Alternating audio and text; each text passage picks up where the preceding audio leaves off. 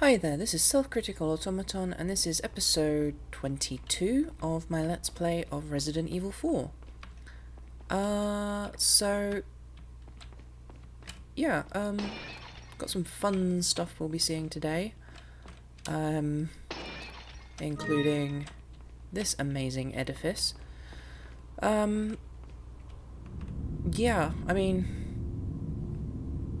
long did that take to build? He's 20 years old, and that's a stone statue the size of a small house? Honestly, if I had a castle and a dedicated cult of murderous priests, I'd probably have a giant statue of myself as well. It's pretty understandable. In other news, I discovered something worrying just now. It turns out that you actually can't delete saves in this game at all. It's possible through elaborate finagling to forcibly delete an entire save file, but you can't delete individual saves within a run.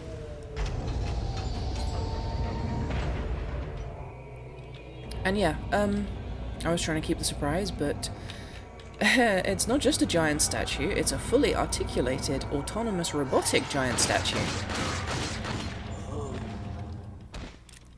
Anyway, the devs apparently made the peculiar decision to just not have the ability to delete saves, so I'm going to have to start overwriting my earliest saves and hope I don't get confused.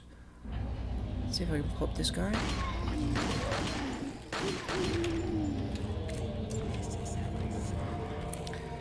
But yeah,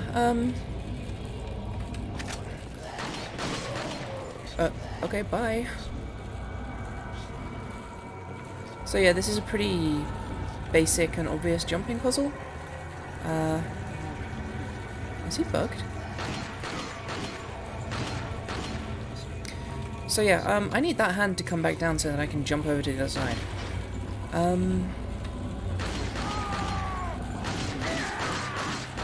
They do just conveniently... Oh no! Oh, look at that guy. Oh, fuck. Okay, so, note to self, entertaining as it may be to watch a man spin on the spot, don't let it distract you away from his many armed friends.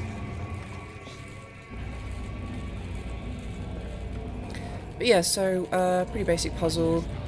This switch controls the arms, and you need to essentially work your way across and up.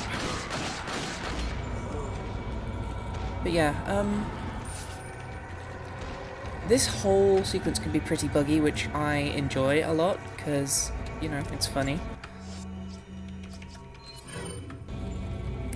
But, I actually really like the visuals in this area. There's a lot of kind of riffing on... I guess I say riffing. It's hard to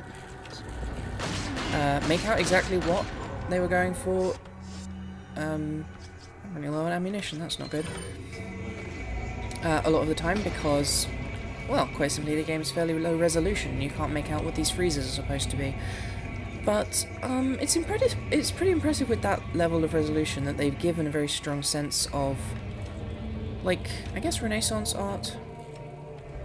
Again, my lack of an art history degree is frustrating. My mum has an art history degree, I think, and so I feel like I'm supposed to be able to remember stuff, like when things happened and what they meant. Anyway, so the switch on the back means that both will move at the same time, and they go forwards and backwards as well, which means I can get close to these guys.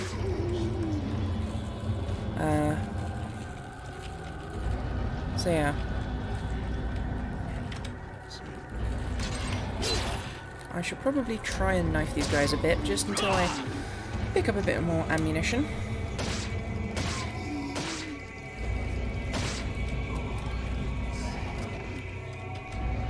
But yeah, looking at these, I am reminded of a bunch of, you know, friezes from church art, I guess, that I saw in, I want to say, the National Gallery in London, but that doesn't necessarily mean anything. So that's one switch. The other switch was at the bottom on the other side. And oh, see, like, there's clearly been a lot of, like, effort put into these areas specifically, and it's interesting that the castle got so much more attention than, say, the village, or the mines, or any of the other areas in the game, which really do look completely generic, and could pretty much be anything. That wasn't quite what I wanted to do. I suppose it works out the same. So, yeah. Is it weird that I'm... Oh, that's not what I meant to do. Oh dear. Anyway, is it weird that I'm slightly more uncomfortable machine gunning priests when they have nice art on their walls? That doesn't make a lot of sense to me, but whatever. Although it is interesting as well that they sort of conflate, you know, castle, i.e. fortification where, you know, the gentry live, and sort of... There's a lot of religious sensibility to the design of these places. The elaborate splendour of the inner rooms of the castle are, you know, very... Oh, come on, where's my bride? Well, you know, it's very fitting and appropriate to what that place is. And, I mean, this is a religious cult, but it's weird that there's so much of, you know, medieval Christian trappings in what is sort of a minority cult, I guess. Since it was indicated that this cult existed before they found the last Plagas, but it's also not clear whether or not the religion has anything to do with the Plagas. Oh, okay, bye. There's nothing in any of these. That guy... Well, why did you go down if you were just going to go back up again? You silly sausage. Right, that's the last one, I guess.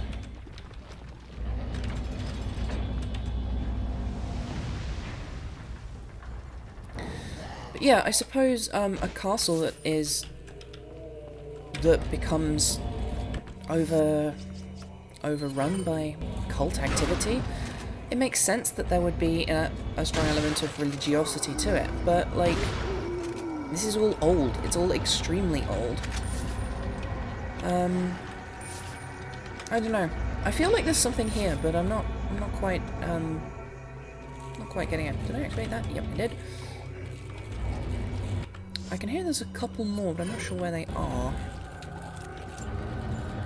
So, I don't think there's anything to grab here, in which case I'm probably just going to hurry on to the next area. I don't think I can actually be that bothered to just kill all of these guys. However, there is a QTE coming up, so I'm going to be clever and make a safety save. Yep, so... I mean, the fact that it lists the chapter the save is in should help me keep track, but it's still pretty frustrating to have to go back to 1. I imagine the fact that there's only 20 saves available is a holdover from, you know, limited card memory of when this was a console game. But yeah, that is straight up a fully medieval giant Napoleon statue. It's gonna kill me. Yep.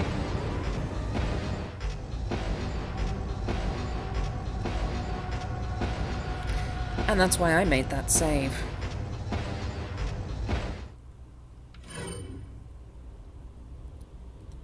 Although, I think it's also worth wondering... Oh hey, it just puts me back up. I keep forgetting this game checkpoints as well. I do find myself wondering... Why did they have this... You know, behind a... What do you call it? Like a... It was behind like a stone gazebo. It's kind of like a...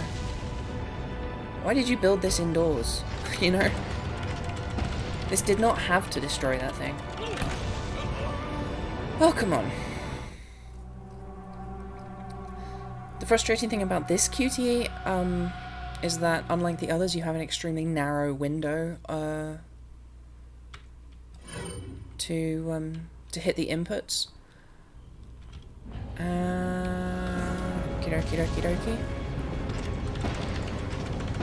So yeah, as I was saying, you know, if you're gonna build a giant stone mech, why wouldn't you do it just like either outdoors or with a clear path to the outdoors? And you know, it's nice stonework. There's no reason to just destroy it.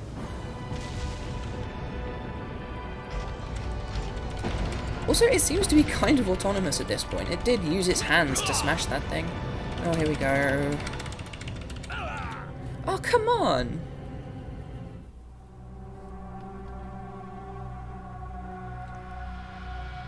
See, the really frustrating thing is I was hammering that button the entire time. I've always felt like control inputs in any game that has that kind of a thing, where you have to hammer a single button to achieve something, I've always hated that. I've always had difficulty doing those, and I feel like they might even be an impediment to a lot of people with disabilities. I'm not claiming that myself right now, I'm just saying that, like, I'm able-bodied as far as my hands are concerned, and I have trouble hitting the X button enough, so... stands to reason that other people will find it difficult too, is what I'm getting at. This might take a while.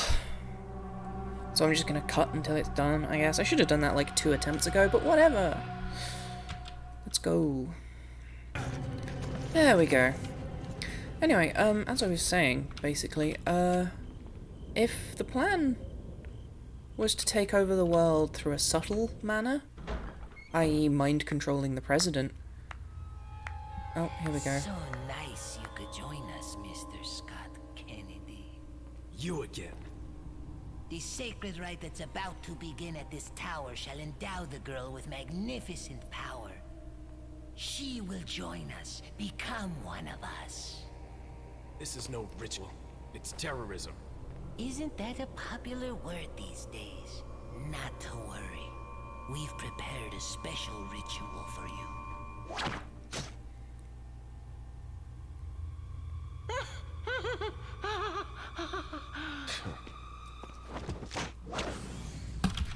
Fuck!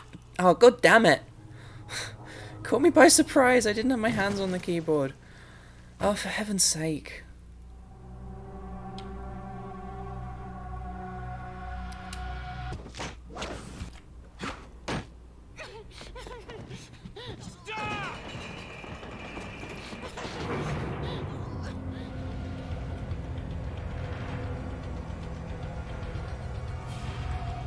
I think there's a genuine element of sort of cringing terror to him when he realizes he's not indestructible and he takes some damage. Salazar, I mean, not Leon. And I quite appreciate that. He seems like such a cartoon villain, but then he looks genuinely almost childlike when he is actually harmed. But I do have one question, and that is, why exactly can't something be both a ritual and terrorism? I mean, if you think about it, like a lot of evil dark magic rituals are pretty scary. That's what I'm getting at. Okay, well, time to play Donkey Kong.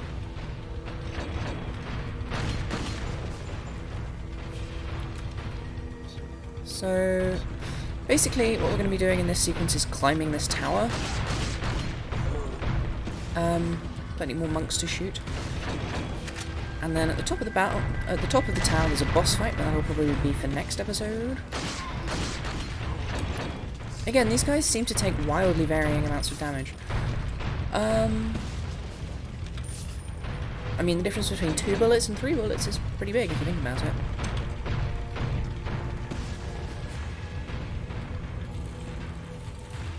Okay. So, one of the cool things here is that I am actually allowed to use this lever myself. And summon infinite barrels to kill the guys running up the stairs. Or... Yep, okay. So... Where even... Did I even hit any of them? Oh, yeah, okay.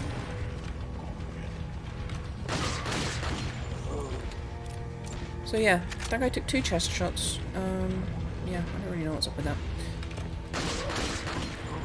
It's not necessary to come back down and kill these guys, but it does save some effort, and it's really easier if you're not looking over your shoulder all the time, so... wow, nearly out of so much. Oh shit, I'm sorry. I'm sorry. Of course, because that was stuck to his head, he's fine. Well, I mean, he was fine when it was stuck to his head. Anyone else? Nope, time to go. But, yeah, it really feels like this portion of the castle and this portion only got some actual attention to detail with all of the, medieval Christian imagery and, I guess Renaissance imagery? I don't know. I should look this stuff up. That would be good, wouldn't it? Anyway, I'm not sure if we have to play more Donkey Kong. I am pretty sure someone here has dynamite. It might be him. Oh, it's definitely him.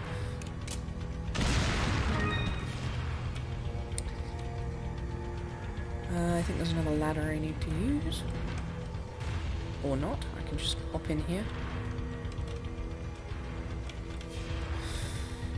Yeah, again, it's not a especially complex area, but it's a fun combat sequence because you're, you know, locked into this tightly coiled area.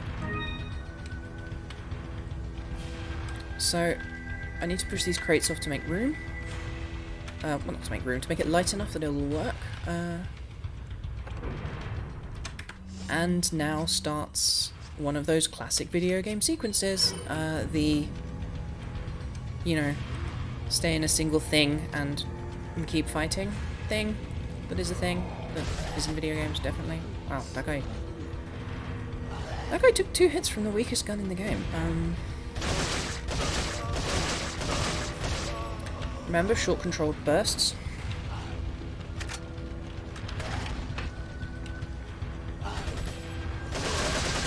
I mean, they probably make the crossbow guys a lot weaker here, you know, because you only have a moment to hit them. Which is a nice little bit of fairness on the part of the designers. Still, one thing that is interesting about this is, if I remember correctly, and I might be wrong, but if I'm not wrong, these guys will keep turning up for as long as I'm in this sequence. By the way, helmets are cheating. Like, that's just not fair.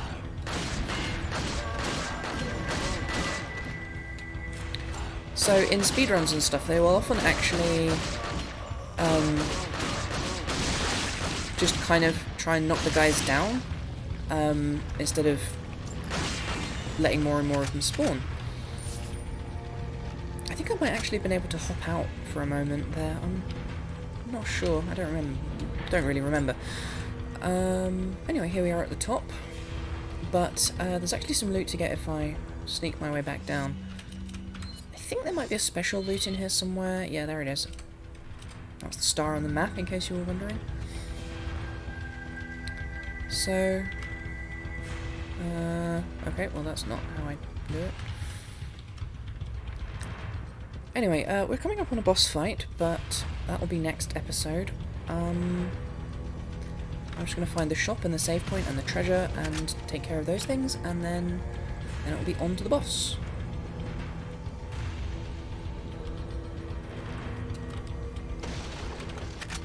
So, this is actually going to be the boss that you may or may not recall when I had the free rocket launcher ages ago. I was intending to save the rocket launcher for, because it's pretty difficult, and, you know, I'm lazy. Oh, that was easier to find than I thought it would be. I think I might have missed a little area down at the bottom of the lift, but I don't think I can go back down there, and it's not really worth the effort anyway. So, yeah, without further ado, time to go talk to the shopman, who is somehow also here. I mean, don't get me wrong, I love the guy, but really, like, how the hell are you up here? Oh, some free gifts, reinforcing my idea about his sales tactics. It's really not necessary for me to do this right now, actually. I'm wasting your time. I was going to say and mine, but that's not true. I got to do this at some point anyway. Also worth noting, much like the shotgun, he only ever puts 3 shells in his big fancy revolver. Welcome. So, I am actually going to try... Some rare things on sale, stranger. Yeah. What are you selling? Okay. I'm actually going to try and beat this boss the proper way. I don't think there's anything I can plug into this, so... Is that all? Keeping those eyes, can sell all of these, and Thank you. these. Thank you. So what I'm going to do is I'm going to buy... Oh, there's no first aid spray, okay. The rocket launcher is 30,000, so I'm going to... What are you buying? Get some upgrades, but make sure I don't have less than 30,000 left. And then, if I can't beat the boss, I can make use of the fact that, oh god, math is difficult. Okay, so that's 25 and 25, so that'd be 50. So then it's 60, 70, 80, so if I get both of these 25s, then I have just enough left for a rocket launcher. I'm not going to buy the rocket launcher until I know I need it, so, yeah, I guess that's the end of this episode.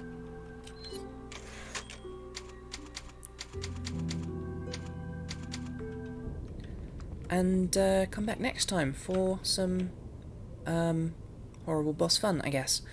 Bye!